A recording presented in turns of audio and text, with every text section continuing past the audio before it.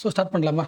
First அந்த heading படிங்களா, the growing relevance of traditional medicine. ரொம்ப சிம்பிளா போட்டாச்சுல, அந்த ஹெட்டிங்லேயே தெளிவா இருக்கு. இந்த காலகட்டத்தில் ட்ரெடிஷனல் மெடிசனோட growth அதிகமாயிட்டே இருக்கு. அந்த ஹெட்டிங் எப்படி ஸ்ட்ரைட் ஃபார்வர்டா இருக்கோ அதே மாதிரி தான் ஆர்டிக்கலும். ரொம்ப சிம்பிள் ஆர்டிக்கல், சிம்பிள் பாயிண்ட்ஸ், ஈஸியா அண்டர்ஸ்டாண்ட் பண்ணிக்க முடியும். ஸோ நீங்களே படிச்சிட முடியும். பட் ஆல்சோ மை ரெஸ்பான்சிபிலிட்டியா எல்லா முக்கியமான பாயிண்ட்ஸும் அகைன் கவர் பண்ணலாம். ஸோ சொல்லுங்க பார்க்கலாம், இந்த ஆர்டிக்கலோட மெயின் கோர் வேர்ட் என்ன? ட்ரெடிஷனல் மெடிசனா? ஓகே. ஸோ ட்ரெடிஷனல் மெடிசன் சொன்ன உடனே உங்க மைண்டுக்குள்ள எந்த மாதிரி பிக்சர் வரணும்? ரொம்ப சிம்பிளா வீட்டில் யூஸ் பண்றதே வரலாம்ல. காலைல டீ குடிக்கிறோம்னா துளசியில போடலாம். இல்ல தொண்டை ஒரு மாதிரியா இருக்கு, சளி பிடிச்சிருக்குன்னா இஞ்சி டீ குடிக்கலாம். இல்ல அடி போட்டிருக்குன்னா மஞ்சள் பவுடர் போடலாம். அண்ட் வீட்டில் என்ன தருவாங்க? கஷாயம் தருவாங்க. அப்போ இது எல்லாத்துக்குமே காமனா ஒரே ஒரு பாயிண்ட் சொன்னா என்ன சொல்லலாம்? நேச்சுரல்னு சொல்லலாமா? இயற்கையிலே கிடைக்கும் ஒன்று. இது ஒரு காமன் ஐடியா. இன்னொன்று முக்கியமானது, இந்த எல்லா பிளான்ஸுமே, இந்த எல்லா மெடிசன்ஸுமே நமக்கு ரொம்ப காலமே தெரியுதுண்ணே. நம்ம அப்பாவுக்கு தெரியும், தாத்தாக்கு தெரியும், ஜென்ரேஷனாக தெரியும். ஸோ ட்ரெடிஷனலாக தெரியும். ஸோ அந்த மெடிசன் நம்ம இப்போ எப்படி யூஸ் பண்றோம்? டக்குனு உடம்பு சரியில்லைன்னா ஃபர்ஸ்ட் நம்ம என்ன பண்ணுவோம்? இந்த நேச்சுரல் மெடிசனை ட்ரை பண்ணுவோம். ஃபர்ஸ்ட் எய்ட் மாதிரி பயன்படுத்துவோம். ஒருவேளை சரியாகலன்னா தான் அடுத்த மெடிசனே போகும். நம்ம லைஃப் ஸ்டைலே ரொம்ப காலமா ட்ரெடிஷனலாகவே ஒரு மெடிசன் ஆகிட்டு இருக்கு. லைஃப் ஸ்டைலே ஃபாலோ பண்ணிருக்கோமா? ஸோ இந்த மெடிசனை பற்றி இப்போ நம்ம பார்க்குறோம். ஒரே ஒரு பாயிண்ட் தான். இந்த காலகட்டத்தில் உலகம் மாடர்னைஸ்டாக மாறும்போது, டெக்னாலஜியாக மாறும்போது என்ன ஆகிட்டே இருக்கு? எல்லா மக்களுக்கும் இயற்கை மேலே ஒரு அன்பு வருதுல, ஆசை வருதுல. இயற்கை சார்ந்த லைஃப் வாழணும்னு ஆசைப்படுறோம். அதுக்கு நிறைய காரணம் சொல்லலாம். பட் 2 3 முக்கியமான காரணம். ஃபர்ஸ்ட் நமக்கு எவ்வளவுதான் அட்வான்ஸ்டு மெடிசன்ஸ் இந்த காலகட்டத்தில் இருந்தாலும் அந்த மெடிசனை எப்போ பயன்படுத்துவோம்? நமக்கு ஒரு நோய் வருமா? நோய் வந்துருச்சு, அதை சரி பண்ணணும், அதை ட்ரீட் பண்ணணும், அதுக்கு ரியாக்ட் பண்ணணும். எல்லாமே ரியாக்டிவ் மெடிசன் தானே, நோயை குணப்படுத்துற மெடிசன். பட் நம்ம லைஃப் ஸ்டைல் முழுக்க நம்ம ஃபாலோ பண்ண இந்த மெடிசன் இருக்குல்ல, இது என்ன மெடிசன்? இது நோய் வராமலே பாதுகாக்கும்ல, சேஃப் கார்டு பண்ணுதுல. அப்ப என்ன வார்த்தை பயன்படுத்தலாம்? பிரிவென்டிவ் மெடிசன் தானே. இதெல்லாம் முக்கியமான ஐடியா. இப்போ எல்லா மக்களுமே உஷாரா இருக்காங்க. நோய் வரதுக்கு முன்னாடியே, முக்கியமா இப்போ வர நோய் என்ன நோய்? லைஃப் ஸ்டைல் நோய் தான். ஒரு நோய் வந்ததுக்கு அப்புறம் மெடிசன் சாப்பிட்றதுக்கு வராம பார்த்துட்டு என்ன பண்ணலாம்? ப்ரிவென்டிவா இருக்கலாம். அப்படி யோசிக்கும் போது ஆட்டோமேட்டிக்கா ரூட் எங்க போகுது? நேச்சுரல் தான் போகுது. நேச்சுரல் எங்க இருக்கு? வீட்டுக்குள்ளே இருக்கு, ட்ரெடிஷனலாவே இருக்கு. ஸோ இந்த கோர் பிலாசபியால தான் உலகம் முழுக்க இப்போ ட்ரெடிஷனல் மெடிசன் பூமா இருக்கு. அண்ட் ஆல்சோ இப்படி யோசிக்கலாம் நீங்க. இப்போ நான் இருக்கேன், பிளான் பேஸ் பண்ணி இல்லை என்னோட கல்ச்சர்ல தெரிஞ்ச சில மெடிசன் சாப்பிட வச்சுக்கலாம். அப்போ அந்த பொருளுக்கு, அந்த இலைக்கு இல்லை அந்த வேருக்கு டிமாண்ட் அதிகமாக எது சேஃப் கார்டு பண்ணப்படும்? பயோடைவர்சிட்டி தான். எனக்கு அந்த லைஃப் ஸ்டைல்லையே அந்த பிளான்ஸ் எல்லாமே எனக்கு தேவைப்படுதுன்னா நான் என்ன பண்ணுவேன்? இந்த எல்லா பிளான்ஸையும் சேஃப் பண்ணி வளர்ப்பல. அப்போ என் மைண்டும் சரியா இருக்கு, என் பாடியும் சரியா இருக்கு, என் என்வரன்மெண்ட் ஆகல, அடியில் இல்லை, கரெக்டா? பட் ரியாக்டிவ் மெடிசன் என்ன பண்ணி ஆகணும்? இந்த மரத்தை வெட்டலாம், இல்லை மைனிங் பண்ணலாம். டிஃபரன்ஸ் இருக்குல்ல. இந்த ஒரு கோர் பிலாசபிக்காகவும் எல்லாரும் ஃபாலோ பண்றாங்க. ஸோ அகைன் சம்மரைஸ் பண்ணலாமா? ஸோ உலகம் முழுக்க ட்ரெடிஷனல் மெடிசன் டிபெண்ட் ஆகிறதுக்கு 3 காரணம். ஒன்று, இட் இஸ் நேச்சுரல். நேச்சுரலாக இருக்கும்போது நம்ம உடம்புல ப்ரோ ஆக்டிவாக இருக்கும், ப்ரிவென்ட் பண்ணும். ஒன்று. ரெண்டாவது, என்விரான்மெண்ட் க்ரோ ஆகுது, சஸ்டைனபிள் growth, சஸ்டைனபிள் டெவலப்மெண்ட். மூணாவது முக்கியமானது, இட் இஸ் மோர் அசசபிள். ஒரு ஃபாரின் கண்ட்ரிலாம் டிபெண்ட் பண்ண அவசியமே கிடையாது. It is accessible and also affordable. அப்போ இவ்வளோ விஷயம் ஒழிஞ்சிட்டு இருக்கும்போது யாராவது இந்த மெடிசனை அவாய்ட் பண்ணுவாங்களா? அப்போ எல்லா கண்ட்ரிஸும் தனக்கு ஒரு இருக்கும்ல, தன்னோட கல்ச்சரில் ஒரு மெடிசன் இருக்குல்ல, அந்த மெடிசனை இம்ப்ரூவ் பண்ண வைக்கிறாங்க, அந்த மெடிசனில் படிக்க ஆரம்பிக்கிறாங்க, அந்த மெடிசனை பிஸ்னஸ் ஆக்குறாங்க, எக்கனாமி பண்ணுறாங்க. எப்படி ஒரு கண்ட்ரிக்கு டெக்னாலஜி வழியா, ஒரு ஆப் வழியா காசு வருதோ, சிமிலர்லி உங்க நேச்சுரல் மெடிசனை ரிசர்ச் பண்ணி அதை இம்ப்ரூவ் பண்ணி பிஸ்னஸ் பண்ணா அது ஒரு பெரிய எக்கனாமி. இப்போ அகைன் இது படிங்களா, the growing relevance of traditional medicine. Line புரியுது இல்லை?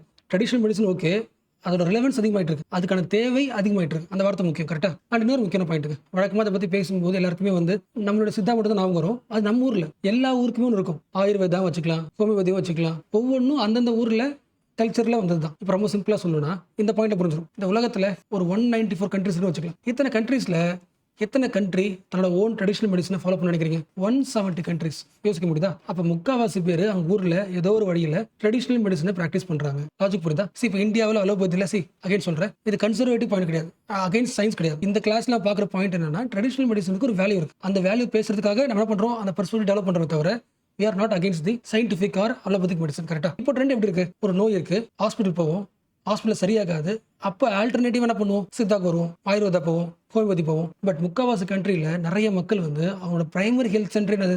அவங்களோட பிரைமரி ஹெல்த் கேராகவே ஃபர்ஸ்ட் என்ன வச்சுருக்காங்க? ட்ரெடிஷனல் மெடிசன் தான். ஸோ அதுக்கான ரீசன் தான் பார்த்தோம். ஒரு 3 ரீசன் சொல்றாங்களா? ஃபர்ஸ்ட் அது, அந்த மெடிசனை ஃபோக்கஸ் பண்ணும்போது நம்மளோட பயோடைவர்சிட்டி அழியாது. அப்போ ஆட்டோமேட்டிக்காக பயோடைவர்சிட்டி கன்சர்வேஷனா. அண்ட் ரொம்ப முக்கியமானது, நீ என்ன சாப்பிட்ற? பிளான்ட்டை சாப்பிட்ற, நியூட்ரிஷன் ஆகும், இம்ப்ரூவ் ஆகும், நியூட்ரிஷனல் செக்யூரிட்டி. கரெக்டா? அப்போ எப்படி கன்க்ளூட் பண்ணலாம்? பயோடைவர்சிட்டி சேவ் ஆகுது, நியூட்ரிஷன் கிடைக்குது. இதுக்கு பேர் என்ன? Sustainable development. டெவலப்மெண்ட் வார்த்தை யூஸ் பண்ண தேவையில்ல, சஸ்டைனபிள் லைவ்லிஹுட் யூஸ் பண்ணலாம்ல. எஸ், நம்ம வாழ்வாதாரமே எப்படி இருக்கு? சஸ்டைனபிளா இருக்கு. கரெக்டா? இந்த காலகட்டத்தோட மெயின் ஹேஷ்டாக் என்ன? இயற்கை சார்ந்த லைஃப் தானே, இயற்கை சார்ந்த மருத்துவம் தானே, எல்லாம் லிங்க்டு தானே. அதனால இது உலகம் முழுக்க பூமா இருக்குது. இந்த குட்டி குட்டி பிளான்ஸ்ல இருக்கிற அந்த வேல்யூஸ் இருக்குல்ல, அந்த வேல்யூஸ் மெடிசனை மாற்றி உலகம் முழுக்க ஒரு பெரிய இண்டஸ்ட்ரி உருவாகுது. அப்போ இந்த காலகட்டத்தை நம்ம ஊர்ல இருக்கிற பிளான்ஸ் இவ்வளோ இருக்கு, இவ்வளோ டைவர்சிட்டி இருக்கு, அதுக்குள்ள ஒரு பெரிய இண்டஸ்ட்ரி ஒழிஞ்சிட்டு இருக்கு. அதை நம்ம என்ன பண்ணணும்? இப்பவே ஆரம்பிச்சிடணும். அண்ட் மேபி சில பேர் இப்படி யோசிக்கலாம், இந்தியாவில் சொல்லணுமா, முக்கால்வாசி பேர் ஹாஸ்பிட்டலே போகிறது கிடையாது, அப்போ இதான் பயன்படுத்துவாங்க, நல்லா தான் இருக்கும் ஆல்ரெடி சொல்லுவீங்க. பட் அப்படி கிடையாது. ஸ்டாட்டிஸ்டிக்ஸ் படி பார்த்தோன்னா இந்த விஷயம் நம்ம ஊரில் எக்கனாமி மாறல. ஃபார் எக்ஸாம்பிள் சொல்கிறேன். அதுக்கு முன்னாடி ஃபர்ஸ்ட் ஒரு பேசிக் பாயிண்ட், இந்தியாவில் எந்த ட்ரெடிஷனல் மெடிசன்லாம் பயன்படுத்துகிறோம்? ஆயுஷ் தானே.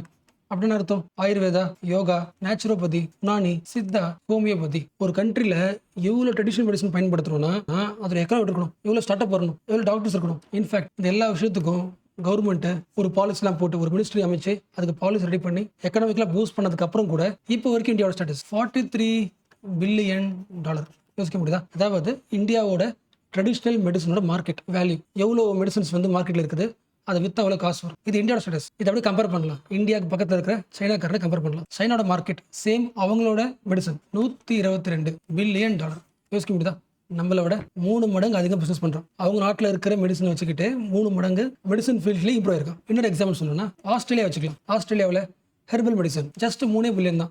3 பில்லியன் கம்மியாக இருந்தாலும் அது ஒரு மார்க்கெட் தான். விச் மீன்ஸ் இந்த உலகம் முழுக்க இருக்கிற இந்த குளோபல் ட்ரெடிஷனல் மெடிசன் மார்க்கெட் இருக்குல்ல, அந்த இண்டஸ்ட்ரி டேப் பண்ண ஒவ்வொரு கண்ட்ரி ஆசைப்படுது. அண்ட் இந்த மெடிசன் விற்கிறதுக்கு ரொம்பலாம் கஷ்டப்படணும் அவசியம் கிடையாது. இந்த மெடிசன் விற்கிறதுக்கு கஷ்டப்படணும் அவசியம் கிடையாது. ஆட்டோமேட்டிக்காக மக்கள் ரொம்ப ஸ்ட்ராங்காக இருக்காங்க. மைண்டு, பாடி, என்வரான்மெண்ட் லிங்க் ஆகணும்னா இந்த மெடிசன் ஒர்க் அவுட் ஆகும். ஒரு ஹோலிஸ்டிக் கேர் கிடைக்கணும்னா இதான் ஒர்க் அவுட் ஆகும். நீங்கள் அலோபதி சாப்பிடும்போது அந்த இடத்துல அந்த பெயின் சரியாகும். உடம்பு முழுக்க சரியாகணும்னா, உடம்பு முழுக்க நல்லா இருக்கணும்னா, நோய் வராமல் தடுக்கணும்னா ஹோலிஸ்டிக் கேருக்கு இந்த மெடிசன் தான். அப்போ இந்தியா ரொம்ப காலமா அப்போ இவ்வளோ பொட்டன்ஷியல் இருக்கிற மெடிசனை, ட்ரெடிஷனல் மெடிசனை இந்தியா எப்படி பார்த்துச்சு? ஒரு கிராண்ட் மதர் வீட்டில் தர்ற ஒரு ரெமெடி, நம்ம வீட்டில் ஒரு பாட்டி சொல்கிற ஒரு மெடிசன் வேல்யூ இருக்குல்ல, அந்த மெடிசன் வேல்யூக்கு குளோபல் முழுக்க ஒரு பெரிய இண்டஸ்ட்ரி இருக்குது. 3 லட்சம் கோடி வேல்யூ அளவுக்கான இண்டஸ்ட்ரி அதுக்குள்ளே ஒளிஞ்சிருக்குன்றத அப்போ நமக்கு தெரியல. பட் இப்போ என்ன பண்ணுறோம்? ஒரு மினிஸ்ட்ரி ஆரம்பிச்சாச்சு, ஒரு பாலிசி போடுறோம், இம்ப்ரூவ் பண்ண ட்ரை பண்ணுறோம். ஸோ அதோட பெஸ்ட் எக்ஸாம்பிள் தான் இந்த கடைசி ஒரு 10 வருஷத்தில் இந்த ஆயுஷ் மினிஸ்ட்ரி போட்ட ஸ்டெப்ஸாக இருக்கலாம், பாலிசியாக இருக்கலாம். இந்தியா முழுக்க நிறைய ஸ்டார்ட் அப்ஸ் வந்துருச்சு. எம்எஸ்எம்ஸ் நிறைய ஸ்டார்ட் அப்ஸ் வந்துருச்சு. அதாவது எம்எஸ்எம்இஸ் ரொம்ப அதிகம் வந்துருச்சு. ரொம்ப அதிகம் சொல்லலாம். 90,000 ஸ்டார்ட் அப்ஸ் வந்து இந்த ட்ரெடிஷனல் மெடிசனை ஃபோக்கஸ் பண்ணி ப்ரொடியூஸ் பண்ணுறாங்க, அதாவது மேனுஃபேக்சர் பண்ணுறாங்க. அப்போ நீங்கள் எப்படி யோசிக்கலாம்? இவ்வளோ எம்எஸ்எம்இ இந்தியாவில் உருவாகுதுன்னா அப்போ அது மக்கள் வாங்குறதுன்னு அர்த்தம்ல. அப்போ அதுக்கு யோசிக்கணும்ல, உண்மையாவே இந்தியன் மக்களுக்கு இன்னமும் இந்த மெடிசன் மேல நம்பிக்கை இருக்கா இல்லையா? அதுக்கான ஒரு பெஸ்ட் ஸ்டாட்டிஸ்டிக்ஸ் NSSO சர்வே 2022-23 மக்கள்கிட்ட இருந்து கிடைச்ச டேட்டா. ஃபர்ஸ்ட் பாயிண்ட், எல்லா மக்களுக்குமே முக்காவாசி பேருக்கு 95%, 96% வில்லேஜ் இருந்தாலும் சரி, சிட்டி இருந்தாலும் சரி, 2 பேருக்குமே ஆயுஷ் பத்தி ஒரு அவேர்னஸ் இருக்கு. First point. அந்த மக்கள்கிட்ட கொஸ்டின் கேட்கும்போது அவேர்னஸ் ஓகே, இது வரைக்கும் பயன்படுத்திருக்கீங்களா அப்படி கேட்கும்போது எல்லா மக்களுமே அப்படி கேட்கும்போது பாதிக்கு பாதி மக்கள் 50% இந்தியன் பாப்புலேஷன் அவங்களோட லாஸ்ட் இயர்ல இதை பயன்படுத்திட்டாங்க. அவேர்னஸ் எல்லாருக்குமே இருக்கு, பாதிக்கு பாதி பேர் இதை பயன்படுத்துறாங்க. அடுத்த கொஸ்டின், இப்போ பாதிக்கு பாதி பேர் பயன்படுத்திருக்காங்கன்னா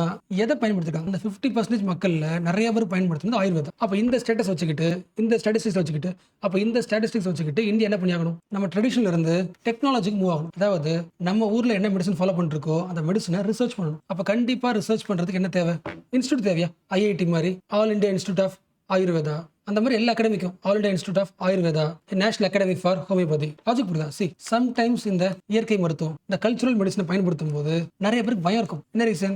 வேலிடேஷன், ட்ரஸ்ட் வரணும்ல, பயம் இருக்கும்ல. அப்போ ரிசர்ச் பண்ணி இந்த எல்லா முக்கியமான பிளான்ஸையும் மெடிசன்ஸ் என்ன பண்ணும்? வேலிடேட் பண்ணும். So 2 keyword. ஸோ ஒன்று வந்து கிளினிக்கல் வேலிடேஷன் அண்ட் 2வது முக்கியமானது. அப்போ ஒரு மருந்து என்ன பண்ணியாச்சு? வேலிடேட் பண்ணியாச்சா? அடுத்து என்ன பண்ணியாகணும்? அதை ப்ரொடியூஸ் பண்ணணும்ல.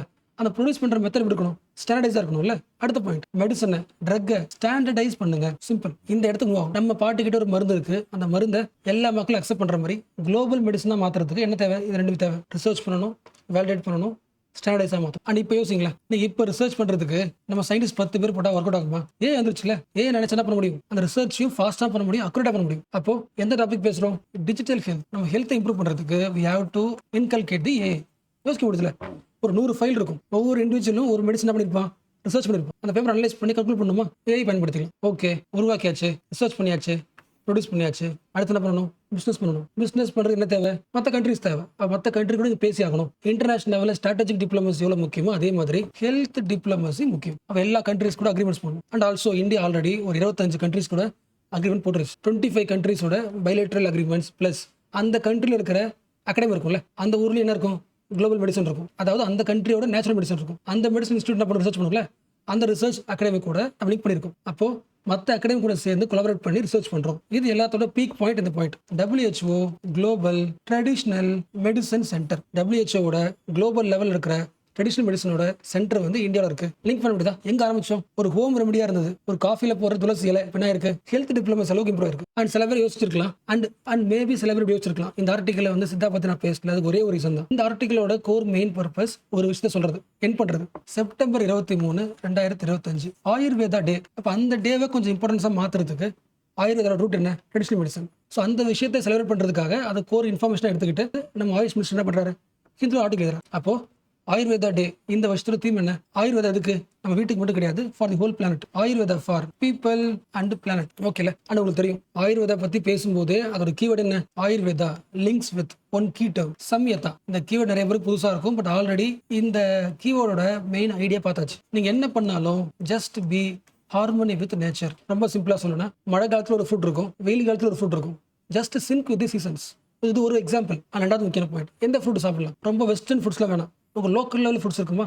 லோக்கல் ஹெர்ப்ஸ் சொல்லுவாங்களா, அந்த செடியை ஃபாலோ பண்ணுங்க. அடுத்து முக்கியமானது, ஸோ நீங்க எப்போ லோக்கல் ஹெர்ப்ஸ்னு ஒரு பாயிண்ட் முடிவு பண்றீங்களோ அப்போ என்ன கன்க்ளூட் ஆகுது இதுக்குள்ளேயே? அப்போ நீங்க கன்சியூம் பண்ற எந்த பொருளுமே ஒன்று லோக்கலா இருக்கணும் அண்ட் ஆல்சோ இந்த ஏர்த்தால ரினியூ பண்ணக்கூடியதா இருக்கும். நம்ம ஊர்ல ஒரு செடி இருந்துச்சுன்னா அதை சாப்பிடும்போது நம்ம ஊருக்கு எத்த வளர்ந்துரும். நம்ம வேற ஒரு கண்ட்ரியோட செடியை நாம சாப்பிடும்போது அவ்வளவு growth இருக்காது, நம்ம ஊர்லயும் அந்த செடி வளராதுல்ல. ஸோ லோக்கல் ஹெர்ப் ஏன் முக்கியம்? அதை எடுத்து சாப்பிடும்போது அந்த செடி மறுபடியும் வளரலாம். ஏர்த்துக்கு அது சஸ்டைனபிள். ஓரளவுக்கு புரியுதுல்ல? பட் இந்த கிளாஸ் முழுக்க ஒரே ஒரு பாயிண்ட் மட்டும் நான் தப்பு பண்ணிட்டேன். அதாவது இதை பத்திலாம் பேசும்போது டிராயிங் முழுக்க இப்படி வரைஞ்சிட்டேன். பட் இது எல்லா மெடிசன்ஸுமே, ஃபார் எக்ஸாம்பிள் ஆயுர்வேதா, அது ஹியூமன் பீங்ஸ் மட்டும் கிடையாது, வெட்டினரி மெடிசனுக்கும் அதை பயன்படுத்த முடியும். ஓரளவுக்கு லிங்க் பண்ண முடியல. இந்த herbal treatment for animals. So ஓகேல, ஆல்மோஸ்ட் எல்லா பாயிண்ட் கவர் பண்ணிட்டேன். பட் ஆல்சோ சாட்டிஸ்ஃபேக்ஷனுக்கு இன்னொரு ரீட் பண்ணி பாருங்க. இந்த ஆர்டிகல் சொல்றது ஒரே ஒரு பாயிண்ட் தான், go with medicine that harmony with nature. And இந்த பாயிண்ட் சொல்லும்போது சைபர் யோசிப்பீங்க, அது எப்படி எனக்கு ஒரு நோய் இருக்கு, அந்த நோய் வச்சுக்கிட்டு இந்த மெடிசன் ஒர்க் அவுட் ஆகும் சொல்லலாம். நம்ம பாயிண்ட் ஆஃப் அது கிடையாது. இந்த மெடிசன்ஸ் எல்லாமே லைஃப் ஸ்டைல் சரி பண்ற மெடிசன்ஸ். நம்ம லைஃப் ஸ்டைல் என்ன பண்ணி ஆகணும்? இன்கார்பரேட் பண்ணணும். அதான் பிசினஸ். நோய்க்கு பிசினஸ் கிடையாது. இந்த ஆங்கிள் யோசிச்சிருந்தீங்கன்னா ஆர்டிகல் புரியல அர்த்தம். இந்த எல்லா மெடிசனும் குளோபல் லெவல்ல, அதாவது ட்ரெடிஷனல் மெடிசன் வந்து குளோபல் லெவல்ல ஸ்ட்ராங்கா இருக்குன்னா அது மெயின் ரீசன் என்ன? லைஃப்குள்ள ஆட் பண்றாங்க. லாஜிக் புரியுதா? நோய் வந்தா ஒரு மாத்திரை சாப்பிட்றோம். அந்த மெடிசன் இண்டஸ்ட்ரியோட நம்ம லைஃப் ஸ்டைலில் எல்லா நோயும் வராமல் இருக்கிறதுக்கு, டயபெட்டிஸ், ஹார்ட் அட்டாக் இதெல்லாம் வராமல் இருக்கிறதுக்கு நம்ம லைஃப் ஸ்டைலுக்குள்ள சில பொருள் சாப்பிடலாம்னு முடிவு பண்ணால் எவ்வளோ பொருள் வரும்? அதான பெரிய மார்க்கெட், எல்லா மக்களும் வாங்குவாங்க. அதனால இந்த இண்டஸ்ட்ரி ஆகுது, பூம் ஆகுது. நோய் இருக்கிறவங்க மட்டும் தான் வாங்குறாங்கன்னா ரொம்ப கம்மி. அது அலோபதி மெடிசனை நோய்க்கு முன்னாடி சாப்பிட முடியாது. பட் இந்த மெடிசன் ஆகுது லைஃப் ஸ்டைல் முழுக்க வருஷம் எல்லா இயரும் சாப்பிட்டு இருக்க முடியும். அவ்வளோ இண்டஸ்ட்ரி, அவ்வளோ மெடிசன், அவ்வளோ மார்க்கெட் இதுக்குள்ள இருக்கு. ஸோ ஓகேல, இந்த ஆங்கிள் இந்த ஆர்டிகல் படிச்சு பாருங்க.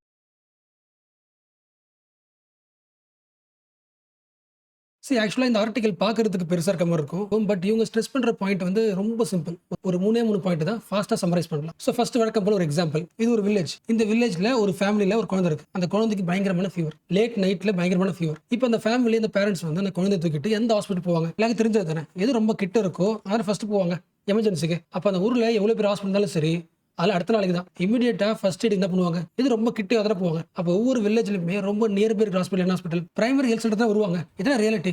ஆல்மோஸ்ட் முக்காவாசி பேர் ஃபர்ஸ்ட் வர இடம் வந்து இதுதான். அப்போ நம்ம ஊர்ல ஃபர்ஸ்ட் குவாலிட்டியா இருக்க வேண்டிய ஹாஸ்பிட்டல் இது பிஹெச்சி தானே, பிரைமரி ஹெல்த் சென்டர் தானே. யோசிக்க முடியுதா? இந்தியாவில் எய்ம்ஸ் பயங்கர குவாலிட்டியா இருக்கலாம், பட் அது விஷயம் கிடையாது. நம்ம லைஃப் முழுக்க நாம மோஸ்ட்லி போற இடம் வந்து பிரைமரி சென்டர். ஸோ பிஹெச்சி எந்த அளவுக்கு குவாலிட்டியா இருக்கோ அந்த அளவுக்கு தான் அந்த வில்லேஜுக்கான ஹெல்த் சர்வீஸ் என்ன பண்ண முடியும், குவாலிட்டி தர முடியல. ரொம்ப சிம்பிளா சொல்லணும்னா ஒரு வில்லேஜோட ஹெல்த்துக்கான பேக் போன யாரு? ஃபவுண்டேஷன் எது? பிஹெச்சி தான். So what is the first point? எந்த கவர்மெண்ட் வந்தாலும் அவங்க ஃபர்ஸ்ட் ஃபோக்கஸ் பண்ண வேண்டியது என்னது? பிரைமரி ஹெல்த் சென்டரோட குவாலிட்டி. இப்போ அடுத்து குவாலிட்டி என்ன அர்த்தம்? பிரைமரி ஹெல்த் சென்டர்ல இம்ப்ரூவ் பண்ண வேண்டிய குவாலிட்டி நிறைய இருக்கு. இப்போ நான் பார்க்க போறது ஒரே ஒரு பாயிண்ட், ஹியூமன் ரிசோர்ஸ். அதாவது நம்ம வில்லேஜ்ல பிஹெச்சியில் ஒர்க் பண்ற பிஹெச்சி டாக்டர்ஸ், நர்சஸ், இவங்களால ஒர்க் குவாலிட்டி பண்ண முடியும்னு பார்த்தா ஒர்க் பண்ண முடியாது. என்ன ரீசன்? இந்த பிஹெச்சியில் ஒர்க் பண்ண டாக்டருக்கு ஏதாவது ஒரு வேலை கொடுத்துருந்தா அந்த ஒர்க் பண்றது ரொம்ப ஈஸி. பட் இந்த ஒரு டாக்டர் தான் அந்த வில்லேஜுக்கான ஃபுல் ஹெல்த்துக்கான பேக் போனே. அதாவது இந்த வில்லேஜ்ல எந்த டிசீஸும் வராம தடுக்கிறதுக்கு, அவுட் பிரேக் வராம ப்ரிவென்ட் பண்றதுக்கு சொல்லுவாங்கல்ல, காலரா டெங்கு வராம பாத்துக்கிறதுக்கு அந்த வேலை பண்ணணும். அடுத்து அந்த ஊர்ல இருக்கிற எல்லா குழந்தைகளுக்கும் வேக்சினேஷன் ட்ரை பண்ணணும். அண்ட் கவர்மெண்ட் ஏதாவது புதுசா ஹெல்த் சம்பந்தப்பட்ட ஒரு பாலிசி இருந்துச்சுன்னா அந்த பாலிசியை அந்த ஊருக்கு கொண்டு போறது யாரு? அந்த டாக்டர் தான். அண்ட் இது நடுவில் ஸ்கூல்ல awareness programme, health education programme, plus இது எல்லாத்துக்கும் கூட மெயின் வேலை ஒரு நாளைக்கு அட்லீஸ்ட் 100 பேஷண்ட் பாக்குறது. அந்த 100 பேஷண்ட் யார் இருப்பா? குழந்தைங்க இருப்பாங்க, வயசானவங்க இருப்பாங்க, அம்மாக்கள் இருப்பாங்க. அப்போ இவங்க எல்லாரையும் ஒவ்வொருத்தவங்களையும் டைம் கொடுத்து கேரா பார்க்க முடியுமா? லாஜிக் புரியுதா? இப்போ சொன்னது பாதி வேலை தான். இதோட எக்ஸ்ட்ரா முக்கியமான வேலை என்னன்னா தெரிஞ்சதுதான். இப்பெல்லாம் அந்த ஹாஸ்பிட்டல் என்ன ஒர்க் பண்றாங்களோ அந்த எல்லா ஒர்க்கையும் நீங்க ஆன்லைன்ல என்ன பண்ணும்? அப்டேட் பண்ணணும். பண்ற வேலையை எக்ஸ்ட்ரா பர்டன், அதை பண்ணி முடிச்ச வேலையை என்ன பண்ணும்? அப்டேட் பண்ணணும். இது எல்லாமே ஒரு சென்டர்ல ஒரு டாக்டர் என்ன பண்றாரு? பண்ணிட்டு இருக்காரு. ஸோ இந்த சிச்சுவேஷன்ல ஒரு டாக்டரால எல்லா பேஷண்ட் கிட்டையும் பயங்கர பொறுமையா கேரா பார்க்க முடியுமா? பாயிண்ட் புரிஞ்சுல? சில பேருக்கு புரிஞ்சிருக்காது. ஸோ அகைன் சொல்றேன், உங்க ஏரியாவில் பாப்புலேஷன் எப்படின்னு தெரியல, பட் நார்மலா ஒரு ஏரியானா ஒரு பிஹெச்சி பார்த்துக்க வேண்டிய பாப்புலேஷன் எத்தனை பேர்? 30,000 பேர். அதே பிஹெச்சி ட்ரைபல் ஏரியா இருந்துச்சுன்னா 20,000 பேர், அர்பன் இருந்துச்சுன்னா 50,000 பேர். அப்போ ஜஸ்ட் ஒரு ஸ்மால் டீம், ஒரு இன்ஃப்ராஸ்ட்ரக்சர், லெஸ் ரிசோர்ஸ் கூட இத்தனை பேர் என்ன பண்ணணும், மேனேஜ்மெண்ட் பண்ணணும். இந்த மேனேஜ்மெண்ட் கூட ஒரு பேஷண்ட் வந்தாங்கன்னா அவ்வளோ கூட்டத்தில் எல்லாரும் எக்ஸாமின் பண்றது ரொம்ப கஷ்டம் இல்லை. எக்ஸாமின் பண்ணலாம், டயக்னோசிஸ் பண்ண முடியும், பட் அக்குரேசியா இருக்குமா? ஒரு வேலை செய்யும் போது பர்டன் அதிகமாக என்ன ஆகும், அந்த ஒர்க்குக்கு ஏன் வந்தாலே ஃபீல் ஆகும்ல. கம்பேஷனே பண்ண ஒர்க் என்ன ஆயிடும், அந்த ஒர்க்கில் ட்ராப் பண்ண ஃபீல் வந்துடும்ல. வழக்கமா ஒரு பெரிய ஹாஸ்பிட்டல் போனீங்கன்னா அந்த பெரிய ஹாஸ்பிட்டல் எப்படி இருக்கும், மல்டி ஸ்பெஷாலிட்டியா இருக்கும். பட் இங்க பிரைமரி ஹெல்த் சென்டர்ல ஒரு டாக்டர் என்ன பண்ணுவாரு, மல்டி ஸ்பெஷாலிட்டி கேசஸ் பார்ப்பார். புதுசாக ஒரு குழந்தை பிறந்திருக்கும், அந்த கேர் பண்ணணும், ஜீரியாட்ரிக்ஸ், இன்ஃபெக்ஷஸ் டிசீஸ், இப்போ இன்னும் எக்ஸ்ட்ரா போனால் மென்டல் ஹெல்த் லிங்க் பண்ண முடியல. அப்போ இவ்வளோ வேலை செஞ்சுக்கிட்டு அந்த டாக்டரால தன்னோட ஃபியூச்சரை பிளான் பண்ண முடியுமா? அவருக்கு ரிசர்ச் பண்ண ஆசை இருக்கும், அவரோட அகாடமிக்கை அப்டேட் பண்ண ஆசைப்படுவாங்க, இதெல்லாம் பண்ண முடியுமா? லிங்க் பண்ண முடியல. ஸோ கொஞ்சம் கொஞ்சமா பிஹெச்ல ஒர்க் பண்ண டாக்டர்ஸ் வந்து பர்ன் அவுட் ஆகிட்டே இருக்காங்க. What is burn out? Emotional exhaustion, detachment. What is detachment?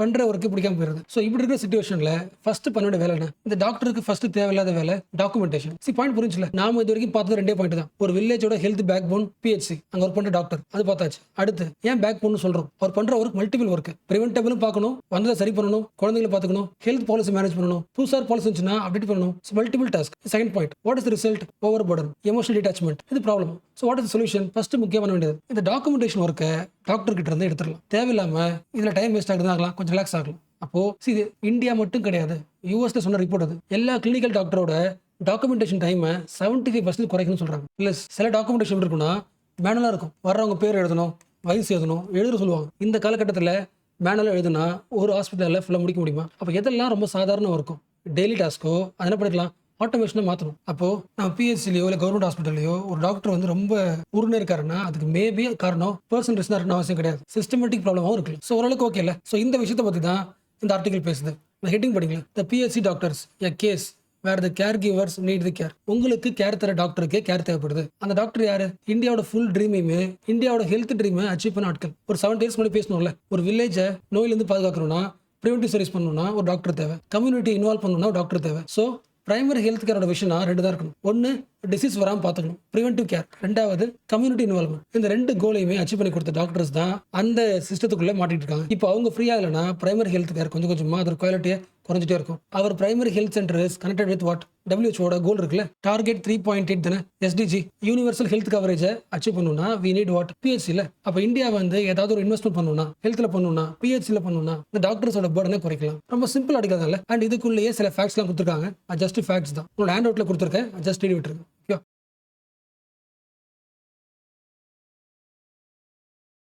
Government ஆஃபீஸோட main purpose என்னங்க? மக்களுக்கு சர்வீஸ் பண்றது தானே. ஸோ நமக்கு சர்வீஸ் பண்ற ஒரு ஆஃபீஸ், நாம ஆஃபீஸ்க்கு போனா நமக்கான ட்ரீட்மெண்ட் எப்படி இருக்கும்? இந்த கான்ஃபிளிக் நமக்கு தெரியும் தானே.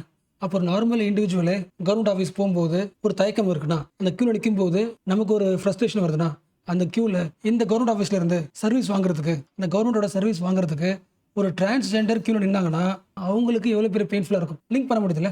ஸோ ஒரு டிரான்ஸ்ஜெண்டர் பெர்ஸ்பெக்டிவ்ல இருந்து இந்த ஈவெண்ட்டை யோசிச்சு பார்க்க முடியுதா? கவர்மெண்ட் ஒரு பாலிசி போடுறது விஷயமே கிடையாது, பேப்பர்ல சூப்பரா இருக்கும். அந்த பாலிசியோட சர்வீஸை மக்கள் வாங்க போகும்போது அந்த ரியாலிட்டியில, அந்த டெய்லி லைஃப்ல எக்ஸ்பீரியன்ஸ் எப்படி இருக்கு? மோசமா இருக்குல்ல. அப்போ கவர்மெண்ட் எவ்வளவுதான் பாலிசி போட்டாலும் எது முக்கியம்? அந்த ரியல் லைஃப்ல, அந்த என்விரான்மெண்ட்ல அந்த மக்களை எப்படி ட்ரீட் பண்றாங்க, அதை பொறுத்து தான் அந்த ஆஃபீஸ்க்குள்ள வரலாமா, ஸ்கூலுக்கு போகலாமா, எல்லாமே இருக்குல்ல. இன்ஃபேக்ட் ஆர்டினரி பர்சனுக்கு அந்த ஆஃபீஸ்க்குள்ளே போகும்போது தான் ப்ராப்ளம். அவங்களுக்கு அந்த ஏரியாவில் அந்த கியூவில் நிற்கும் போது என்ன ஆகும்? அவங்களோட அடையாளம் தான், ஐடென்டிட்டி தான் மற்றவங்களுக்கு என்னது? Entertainment, curiosity.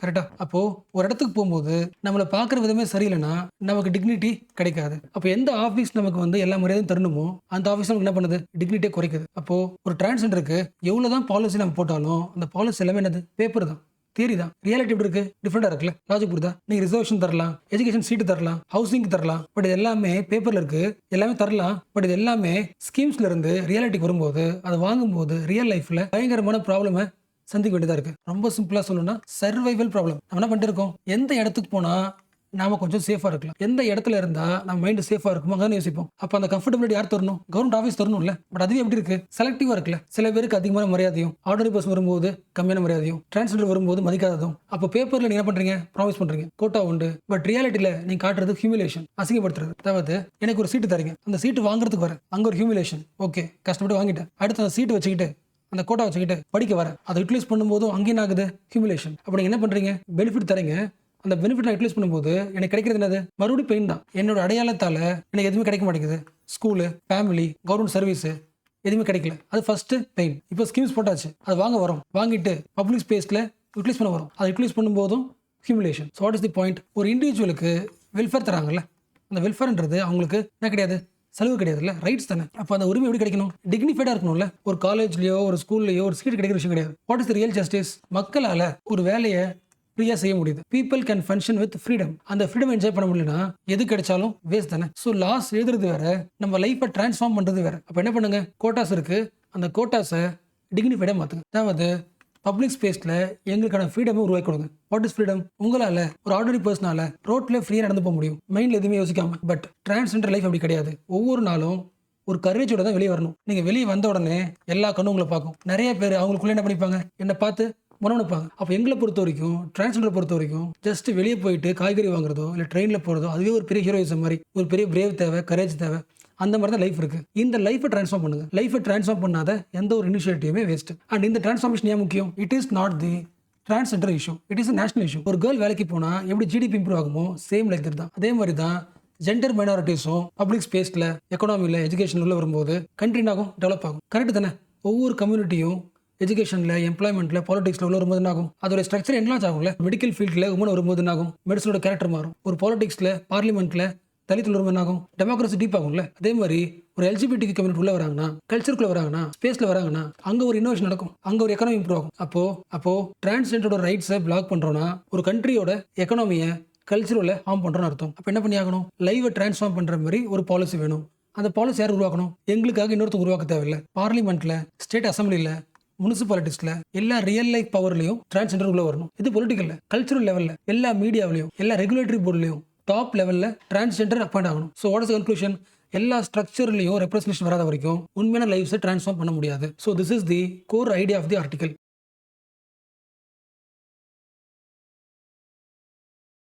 இவங்க வந்து ஒரு ரைட்டர். ஸோ இந்த ரைட்டரை கவர்மெண்ட் இன்வைட் பண்ணுது. ஸோ கவர்மெண்ட் வைக்கிற ஒரு கல்ச்சுரல் ஈவெண்ட்டுக்கு ஒரு ரைட்டரை இன்வைட் பண்ணுது. ஸோ இந்த ஈவெண்ட்டுக்கும் வராங்க, கோயிலுக்கு போறாங்க, விளக்கேத்துறாங்க, ஈவெண்ட் முடியுது. அடுத்த நாள் கோர்ட்ல ஒரு பெட்டிஷன் ஃபைல் ஆகுது. இந்த ரைட்டரை வர வச்சது it is a violation of Hindu religious rights. என்ன ரீசன்? இந்த ரைட்டர் பேரு Banu Mushtaq, International Booker Prize award வாங்கின ரைட்டர், கன்னடா ரைட்டர். ஸோ நீங்க எவ்வளவு பெரிய ஆளா இருந்தாலும், நீங்க யாரு, முஸ்லீம், ஸோ ஹிந்து கோயிலுக்கு நீங்க வரலாம். இது பெட்டிஷனோட பாயிண்ட் ஆஃப். ஸோ இப்போ உங்களோட பாயிண்ட் ஆஃப் சொல்லுங்க. ஃபர்ஸ்ட் என்ன event? Dasara event. Okay, organise பண்ணது யாரு? State government, Karnataka government. Which means அந்த ஈவெண்ட்டுக்கு ஸ்டேட் ஸ்பான்சர் பண்ணிருக்கு, ஸ்டேட் ஸ்பான்சர்ட் ஈவெண்ட். ஸோ அந்த ஈவெண்ட்ல ஒரு முஸ்லீம் உமன் ஹிந்து கோயிலுக்கு வந்து, சாமுண்டீஸ்வரி கோயிலுக்கு உள்ள வந்து விளக்கேற்றினது, அவங்களோட பிரசன்ஸ் வந்து it is the violation of our rights. Hindu மக்களோட ரிலிஜியஸ் ரைட்ஸை டிஸ்டர்ப் பண்ணியிருக்காங்க. Article 25, 26 violated. ஸோ இப்போ சொல்லுங்க, நீங்க யார் பக்கம் நிற்பீங்க? நம்ம சுப்ரீம் கோர்ட் என்ன ஆன்சர் பண்ணிருக்கோம்? ரொம்ப சிம்பிளா சொல்லிடுச்சு, அந்த பெட்டிஷனே தப்பு, ரிஜெக்டட். என்ன ரீசன்? இந்தியாவுடைய செகுலரிசம் கான்செப்ட் டிஃபரெண்டா எப்படி? பிரான்ஸ்ல பப்ளிக் ஸ்பேஸ்ல ரிலிஜியஸ் ஆக்டிவிட்டி இருக்கக்கூடாது. த religion is absent in the public space. இப்போ நடத்துனாங்கல்ல தசரா, அந்த மாதிரி எல்லாம் கவர்மெண்ட் நடத்த முடியாது பிரான்ஸ்ல. ஸோ பிரான்ஸை பொறுத்த வரைக்கும் வாட் இஸ் செகுலரிசம்? ஒவ்வொரு மதமும் தனிப்பட்ட விஷயம், பிரைவேட் விஷயம். பப்ளிக் லைஃப்ல ரிலிஜனை இன்டர்ஃபியர் பண்ண பாத்துக்கிறோம்ல, தட் இஸ் செகுலரிசம். இது France. USA complete neutral. What is neutral? யூஎஸோட கவர்மெண்ட் ஒரு ரிலிஜனை ப்ரமோட்டும் பண்ண மாட்டோம், தடுக்க மாட்டோம், ரெண்டும் பண்ண மாட்டோம். But India is different. We will respect all the religions. எந்த ரிலிஜனையும் பார்க்க மாட்டோம்னு கிடையாது, எல்லா ரிலிஜனையும் ஈக்குவலாக பார்ப்போம். ஒரு இண்டிவிஜுவல் என்ன பண்ணலாம்? இந்தியாவில் தனக்கு பிடிச்ச ஃபெய்த்தை ஃபாலோ பண்ணலாம். அதுவும் ஒரு கவர்மெண்ட் ஸ்பான்சர் பண்ற ஒரு ஈவெண்ட்ல, ரிலிஜியஸ் ஈவெண்ட்டாக இருந்தாலும், வேற ஒரு மதமாக இருந்தாலும் வந்து பார்ட்டிசிபேட் பண்ண முடியும், வின் பண்ண முடியல. இன்னொருத்தவங்களோட மத நம்பிக்கையில் நம்ம என்ன பண்ணிக்க முடியும்? பார்ட்டிசிபேட் பண்ணிக்க முடியும். ஒரு ஹிந்து கோயில் இல்ல ஹிந்து ஃபெஸ்டிவல், இந்த விஷயத்தை ஒரு ஹிந்து மட்டும் தான் பண்ணணும்னு அவசியம் கிடையாது. ஈவன் தசரா வச்சுக்கலாம். தசரான்றது ஒரு ஸ்டேட் ஹாலிடே. எல்லா ஸ்கூல் கிட்ஸும் டான்ஸ் ஆடுவாங்க, எல்லா கடையிலும் டிஸ்கவுண்ட், எல்லாரும் ஹாப்பியா இருப்பாங்க. அப்போ அந்த ஈவெண்ட்டை வந்து ரிலீஜியஸா பார்க்கறது தப்பு. அப்போ பெட்டிஷன் போட்டவங்கள உண்மையாவே பிரியமல் என்ன சொல்றாங்க? ஜஸ்டிஸ், ஈக்குவாலிட்டி, ஃப்ராட்டர்னிட்டி சொல்றாங்க. ஸோ ஃப்ராட்டர்னிட்டியும் செகுலரிசத்தையும் மறந்துட்டீங்களான்னு கேட்குறாங்க. இப்போ இந்த heading படிங்களா? The basic structure. There can be no restriction in a public event on the basis of religion. நீ தனியா பிரைவேட்டா ஒரு பூஜை பண்றனா, அந்த பூஜைக்கு யார் வேணா சொல்லலாம். பட் பப்ளிக் ஈவெண்ட், அந்த பப்ளிக் ஈவெண்ட் ரிலீஜியஸ் ஈவெண்டா இருந்தாலும் கூட யார் வேணா பார்ட்டிசிபேட் பண்ண முடியும். This is the basic structure of our constitution. So once again, Supreme Court of India reaffirmed that secularism is the fundamental principle and part of the basic structure of the constitution. Our constitution preamble promotes equality and secularism.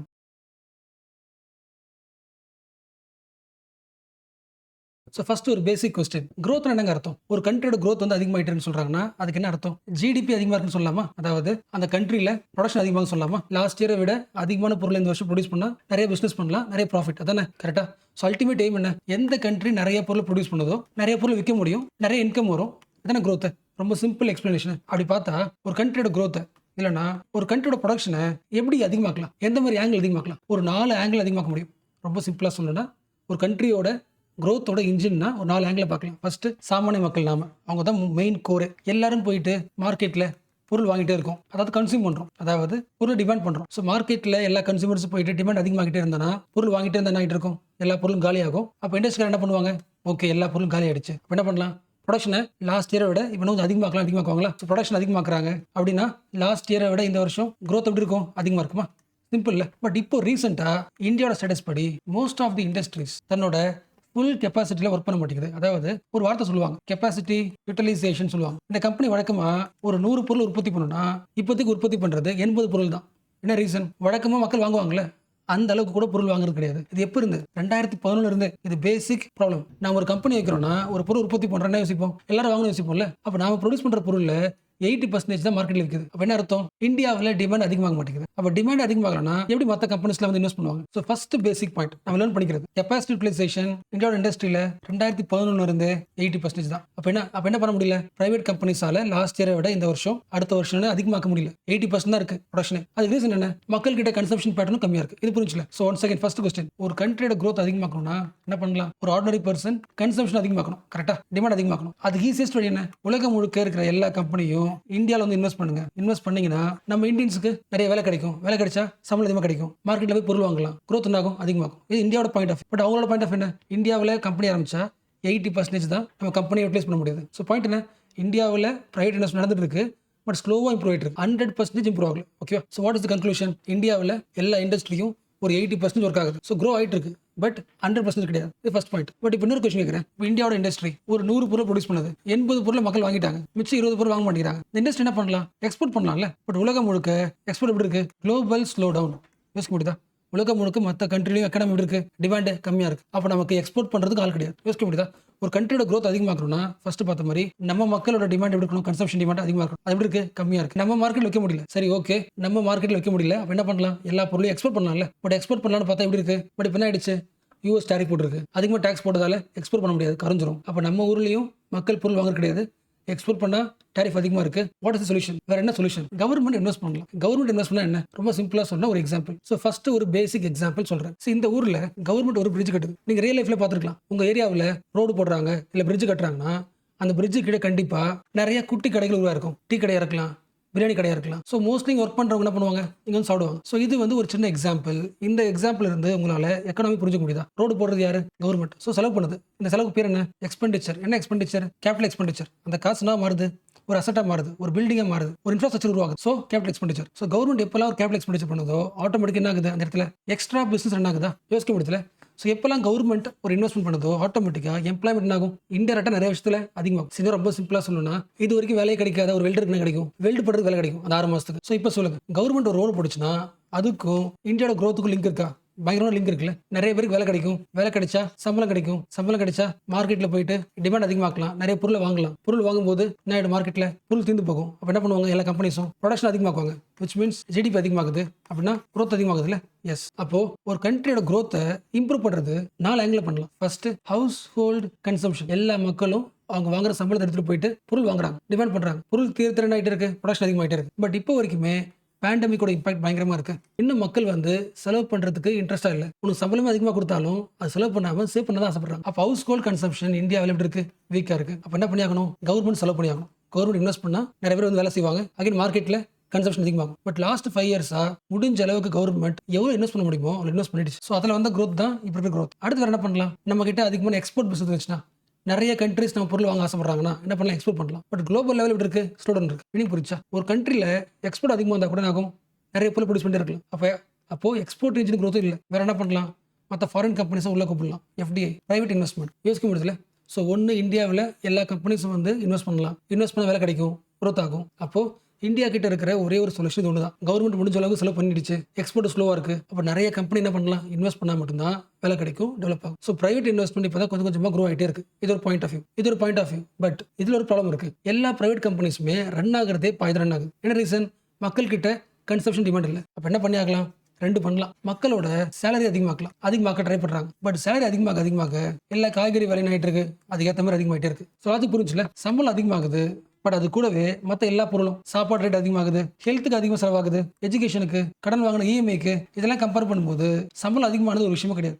அப்படியே தான் இருக்கு. So சம்பளத்தை அதிகமாகினதுக்கு அப்புறம் கூட மக்களோட டிமாண்டை consumption அதிகமாக்க முடியல. என்ன reason? மற்ற எல்லா பொருள் விலையும் அதிகமாயிடுச்சு. ஸோ ஈக்குவல் தான். அப்போ என்ன பண்ணலாம்? ஸோ சேலரி இன்க்ரீஸ் பண்ணுற மெத்தட் என்னாச்சு?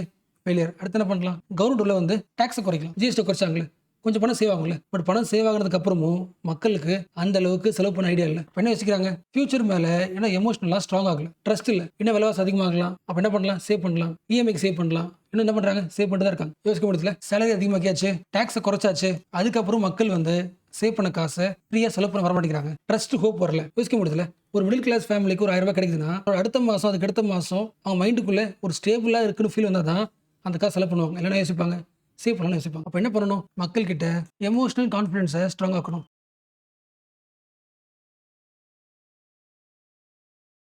ஸோ ஒரு இந்தியன் யூஎஸ்ஏல போயிட்டு ஒரு ஐடி கம்பெனியில் ஒர்க் பண்ண ஆசைப்படுறாரு. அதுக்கு இவருக்கு என்ன தேவை? அங்கே ஸ்டே பண்ணி ஒர்க் பண்ணுறதுக்கு வீசா தேவையா? அந்த வீசா பேர் என்ன? H1B வீசாவா? அந்த வீசா எடுக்கிறதுக்கான காஸ்ட் எவ்வளோ? பிரைஸ் எவ்வளோ? மேக்ஸிமம் 2000 5000 இருக்கலாம். டாலர் சொல்கிறேன். ருபீஸில் போட்டால் ஒரு 4 lakhs 5 lakhs. இப்போ என்ன பண்ணுறாங்க? ஒரு 4 lakhs 5 lakhs எவ்வளோ மாற்றிட்டாங்க? 90 lakhs மாற்றிட்டாங்களே. பார்த்துருப்பீங்க நியூஸில். ஸோ $2000 எங்க? 100,000. பயங்கர டிஃபரன்ஸில் 4 லட்சம் 5 லட்சத்துலேருந்து 90 lakhs மாதிரி இருக்கு. One time payment. வருஷம் கிடையாது. நீ ஃபர்ஸ்ட் டைம் இப்போ தான் போகிற. இது வரைக்கும் யூஎஸ் விசிட் பண்ண கிடையாது. முதல் முறையாக போகிறோன்னா ஒரு ஒன் டைம் பேமெண்ட் பண்ணுறது 90 lakhs. இதெல்லாம் ரீசெண்ட் இஷ்யூவே. ஸோ இந்த இஷ்யூக்குள்ள ஒரு ஜெண்டர் இன்இக்வாலிட்டி இருக்கு. அதை பார்க்க போகிறோம். ஸ்டார்ட் பண்ணலாம். ஸோ ஃபர்ஸ்ட் பேசிக் பாயிண்ட். நான் ஒரு இண்டிவிஜுவல் பார்த்தோம்ல, அந்த இண்டிவிஜுவல் மோஸ்ட்லி யாராக இருப்பாங்க? அதாவது யூஎஸ்ஏல போயிட்டு ஒர்க் பண்ணுறாங்க ஒரு இந்தியன்னா மோஸ்ட்லி யாராக இருப்பாங்க? மேல் தான். ஒரு 100 பேரில் 74% மேல் தான். ஸோ 100ல் 26 பேர் தான் உமன். ஸோ ஃபார் எக்ஸாம்பிள் இவங்க எல்லாரும் ஆல்ரெடி ஒர்க் பண்ணிட்டு இருக்காங்க. இவங்களுக்கு ப்ராப்ளம் கிடையாது. இப்போ இந்த வருஷம் ரீசெண்டாக ஃபர்ஸ்ட் டைம் போகிறாங்களே, அவங்களுக்கு தான் ஃபர்ஸ்ட் ப்ராப்ளம். ஸோ யாரெல்லாம் புதுசாக அப்ளை பண்ணுறாங்களோ அவங்களுக்கு 90 lakhs பே பண்ணணும். இந்த நியூ அப்ளிகேஷன் இருக்குல்ல, இந்த அப்ளிகேஷனில் இந்த தடவை 37% உமன். ஃபர்ஸ்ட் டைம் போகிற உமன். பட் ஒருவேளை அவ்வளோ அமௌண்ட் ஆஃப் காசு கொடுத்து ஒரு 90 lakhs கொடுத்து போறான்னு வச்சுக்கலாம். அப்படி போனாங்கன்னா அங்கே சேலரி இருக்குல்ல, அதே வேலைக்கு ஒரு இந்தியாவில் வந்து அதே காசு கொடுத்து வந்த ஒரு மேலுக்கு வந்து சம்பளம் அதிகமாக இருக்கும். ரொம்ப கிளியராக சொல்ல முடியும். நீ இப்போ தான் ஃபர்ஸ்ட் டைம் ஜாப் போகிற, ஒரு பாட்டம் லெவல் ஜாப், எவ்வளோ சம்பளம் இருக்கும்? $71,000 இருக்கும். அதே ஒர்க்குக்கு மென் போனால் $80,000. இப்போ கொஞ்சம் ஆவரேஜ் ஜாப் வச்சுக்கலாம், $91,000. மேலே இருந்தால் $99,000. இப்போ அடுத்த லெவல் டாப் லெவல் போயிட்டீங்க, $1,25,000. இங்கே மென்னா $1,31,000. அப்போ யாருக்கு ரிஸ்க் அதிகம்? இந்த நியூ கேர்ளுக்கு பிரச்சனை தானே. யோசிக்க முடியுதா? அகைன் சொல்றேன், உங்களுக்கு புரிஞ்சிருக்கும். அகைன் சொல்றேன், நான் ஒரு கம்பெனி வச்சிருக்கேன் இந்தியாவில். என்னோட கம்பெனில இருந்து ஒரு ஆள் எங்க போறாரு? யூஎஸ்ஏல கம்பெனி ஒர்க் பண்ண போறாரு. நான் இவருக்கு 90 lakhs பே பண்ணி விசா வாங்கி அனுப்பிடுறேன். அப்ப நான் யார் அனுப்புவேன்? எந்த ஆள் அனுப்புனா, எந்த பொசிஷனுக்கு அனுப்புனா எனக்கு சம்பளம் அதிகமாக வரும்? நான் ஒரு கேர்ள் அனுப்புனா இவங்களுக்கு தர காசு அதிகம், இவங்களுக்கு விசாக்கு பே பண்ற காசு 90 lakhs. அங்க போனா இவங்களுக்கு தர சம்பளம் இருக்கும், கம்மியா இருக்கும். என்ன பண்ணுவாங்க? ஒரு கேர்ள் அனுப்பாம பாய் அனுப்புவாங்க. அண்ட் ஆல்சோ யார் அனுப்புவாங்க? ஃப்ரெஷரை விட எக்ஸ்பர்ட்ஸ் அனுப்புவாங்க. எக்ஸ்பர்ட்ஸ்னா அதிகமான சேலரி இன்னும் கொஞ்சம் வாங்கிக்கலாம். ஸோ அதை பத்தி பேசுற ஆர்டிகல் தான் இந்த ஆர்டிகல். ஹெட்டிங் போட்டுருக்கல, H1B visas new 100,000 entry cost. Why young Indian women are most at risk. இங்க போட்டுருக்கு. Women H1B workers earned less than the man, which makes it an even tougher choice for employers to sponsor them. See, boys ஓட girls தான் அதிகமா PG பண்ணிருப்பாங்க, PhD பண்ணிருப்பாங்க. But PhD பண்ணிருந்தாலும் அவங்க age எப்படி இருக்கும்? கம்மியா இருக்கும், 30 வயசு இருக்கும். அப்போ ஏஜ் கம்மியா இருக்கும்போது நீங்க எந்த ஜாப் பண்ணுவீங்க? First level job. அப்போ கம்பெனி என்ன யோசிக்கும்? உனக்கு நான் ஆல்ரெடி ஒரு 90 lakhs பே பண்ணி விசா வாங்கியிருக்கேன், அதில் எல்லா காசும் போச்சு, நீ அங்கே ஒர்க் பண்ண போற, நீ ஒர்க் பண்ண போற ஒர்க் என்ன ஒர்க்? ஃபர்ஸ்ட் லெவல் ஒர்க் தான். அப்புறம் என்ன பண்ணுவேன்? உன்னை விட ஏஜ்ல அதிகமாக இருக்கிற ஆளை அனுப்பிவிடுவேன். அப்போ நீ கேர்ளா இருக்கிற, ரொம்ப யங்ஸ்டரா இருக்க, நீ அதிகம் படிச்சிருந்தாலும் ஒர்க் அவுட் ஆகாது, கொஞ்சம் சீனியரை மேல் அனுப்பிவிட்டா உன்னோட சம்பளம் அதிகமாக இருக்கும், அதை வாங்கிக்கலாம். அப்புறம் எம்ப்ளாயரா என்ன பண்றேன்? ரிஸ்க் எடுக்க பயப்படுறேன், ஜெண்டர்டு ரிஸ்க் எடுக்க பயப்படுறேன். நான் எதுக்கு உனக்கு விசா வாங்கி தரணும்? அடுத்த பாயிண்ட் பாருங்களேன். If you examine India and China alone which together accounted for 83% of 2024. 100ல் 83 பேர் இந்தியாவில் இருந்தும் சைனால இருந்தும் H1B விசா வாங்கி போயிருக்காங்க. ரெண்டு கண்ட்ரியோட population 83%. But the gender skew is evident in India but not in China. சைனாவில் ஜெண்டர் இன்இக்வாலிட்டி கிடையாது. ஸோ இதெல்லாம் தான் பேசிக் பாயிண்ட்ஸ். பட் நான் வச்சுக்க வேண்டியது ஒரே பாயிண்ட் தான். சேலரியில் ஒரு ஜெண்டர் இன்இக்வாலிட்டி இருக்கு. அதனால நம்ம ஊரில் இருக்கிற எம்ப்ளாயர்ஸ், கம்பெனிக்காரங்க ஜெண்டர்டு ரிஸ்க் எடுக்க பயப்படுவாங்க, யோசிப்பாங்க.